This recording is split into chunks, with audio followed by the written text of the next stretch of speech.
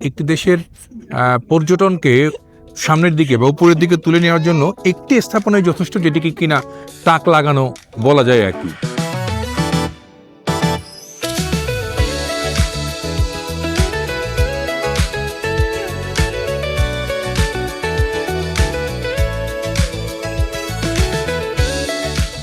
Sao পাওলোতে মালটা কিনে অন্যান্য স্টেটে পাঠাই দেওয়া এটা সহজ। হ্যাঁ, আর সাও পাওলো থেকে সারা ব্রাজিলে মাল যায় গার্মেন্টস আইটেমটা।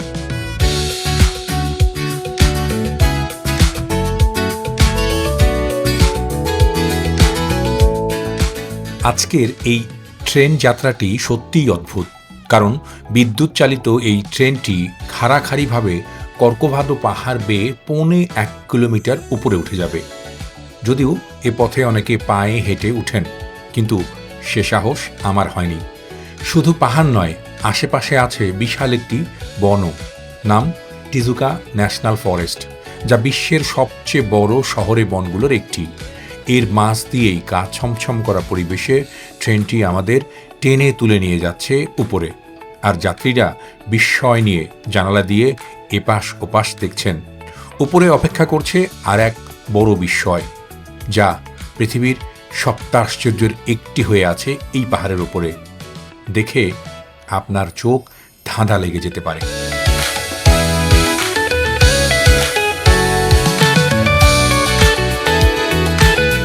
মাথার উপর স্নিগ্ধ আকাশ, কিন্তু প্রচণ্ড গরম, গায়ে জামা কাপড় রাখা কঠিন।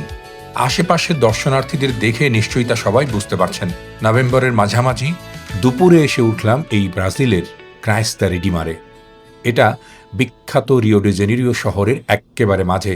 অত্যাশ্চর্য এই স্থাপনা ঘিরে ব্রাজিলে প্রচুর মানুষের সমাগম হয় প্রতি বছর। মানে প্রত্যেক দিনই কয়েক হাজার মানুষ এই পর্যটন কেন্দ্রটি দেখতে আসেন এবং সেখানে তারা উপভোগ করেন। আমি এই কথাটি এই জন্য বলছি যে হচ্ছে একটি দেশের পর্যটনকে সামনের দিকে বা উপরের দিকে তুলে নেওয়ার জন্য একটি স্থাপনায় যথেষ্ট, যেটিকে কিনা তাক লাগানো বলা যায় আর কি। আর সে কারণেই এই পর্বতের চূড়ায় 38 মিটার বা 125 ফুট উঁচু এই ক্রাইস্ট দ্য রিডিমার এই মূর্তি বা স্থাপনা সারা বিশ্বে রিও ডি জেনেরিওকে প্রসিদ্ধ, পরিচিত এবং অন্যভাবে চিনিয়েছে।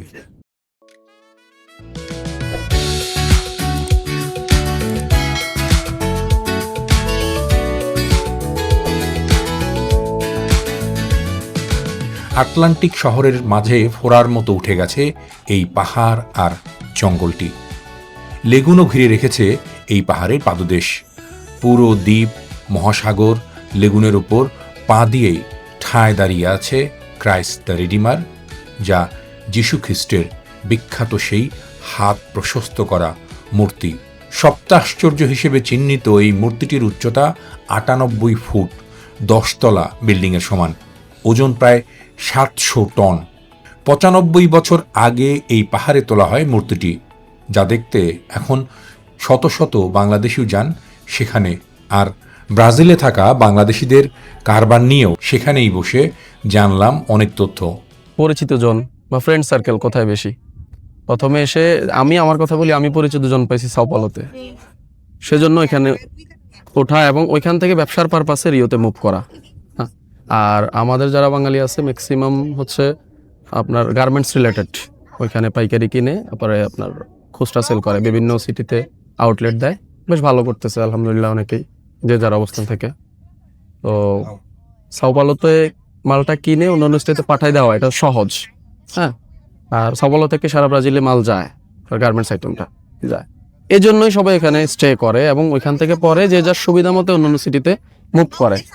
আমিও প্রথম 6 মাস ছিলাম সাও পাওলোতে ছিলাম, সেখান থেকে রিওতে মুভ করা, এরপর থেকে 10 বছর রিওতেই আছি। সবারই মূল আকর্ষণ ছিল এই জায়গাটি থেকে রিও ডি জেনেরিওর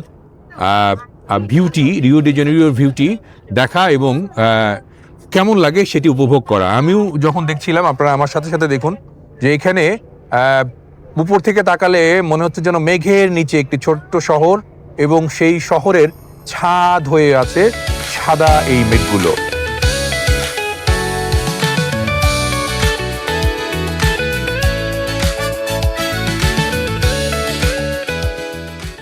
মূর্তিটির বেশিরভাগ অংশই ফ্রান্সে খণ্ড খণ্ড করে তৈরি করে প্রায় 10,000 কিলোমিটার সাগরপথ পাড়ি দিয়ে জাহাজে ব্রাজিলের রিও ডি জেনেরিও শহরে আনা হয়। তৈরি করতে সময় লেগেছিল প্রায় 10 বছর। তখন খরচ হয়েছিল $2.5 লাখ। খ্রিস্টান ধর্মের মানুষজন মনে করেন যীশুখ্রিস্টের এই মূর্তি মানবজাতির ত্রাণকর্তা। মূর্তির প্রসারিত 2 হাতকে মনে করা হয় ক্ষমা ও ভালোবাসার প্রতীক।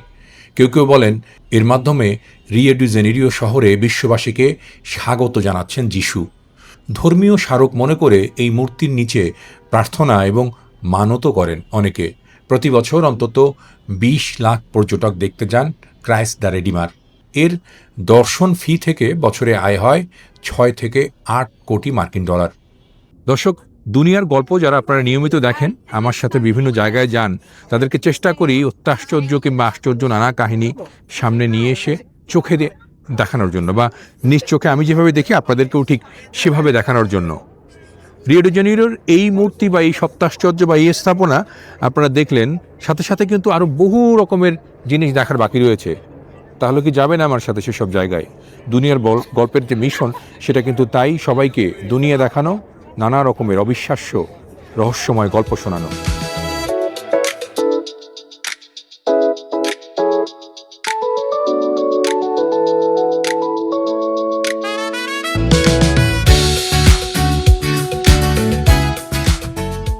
ব্রাজিল দীর্ঘদিন ধরে একটি ক্যাথলিক দেশ। 1920 সালে ব্রাজিলিয়ানরা ভয় পেতে শুরু করেন যে তারা ধর্ম থেকে দূরে সরে যাচ্ছেন। তাই এই মূর্তি তৈরি করে সবাইকে খ্রিস্টের কথা মনে করিয়ে দেওয়ার চেষ্টা করা হয়। এই মূর্তি তৈরির খরচ তখন সরকার নয়, দিয়েছিলেন ব্রাজিলের সাধারণ নাগরিকরাই।